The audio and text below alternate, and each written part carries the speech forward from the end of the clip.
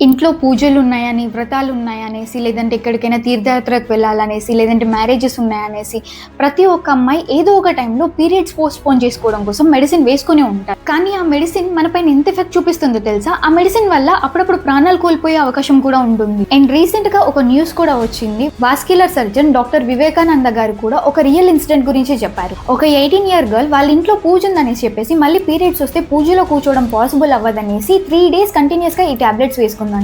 ఈ పిల్స్ వల్ల ఫస్ట్ తన లెగ్స్ లో పెయిన్ స్టార్ట్ అయింది. దాని తర్వాత మెల్లిమెల్లిగా లెగ్స్ ఫెల్ అయ్యాయి. దాని తర్వాత స్కానింగ్ చేస్తే బ్లడ్ క్లాట్ అయిందని తెలిసింది. అండ్ ఆ బ్లడ్ క్లాట్ తన లెగ్స్ నుంచి తన లంగ్స్ వరకు కవర్ అయిపోయింది. ఇమ్మీడియట్ గా తనని హాస్పిటల్లో అడ్మిట్ చేయమని చెప్పారంట. కానీ వాళ్ళ పేరెంట్స్ మార్నింగ్ తీసుకొస్తామనేసి చెప్పారు. కానీ అదే రోజు నైట్ 2 o'clock ఆ అమ్మాయి చనిపోయింది కూడా.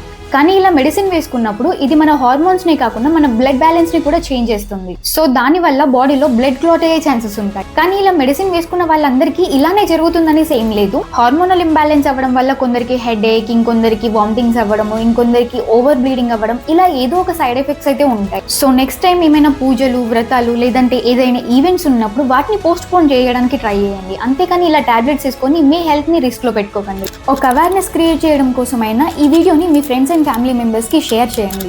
అండ్ ఈ పిల్స్ ని అవాయిడ్ చేయడానికి మోస్ట్లీ ట్రై చేయండి. Thank you.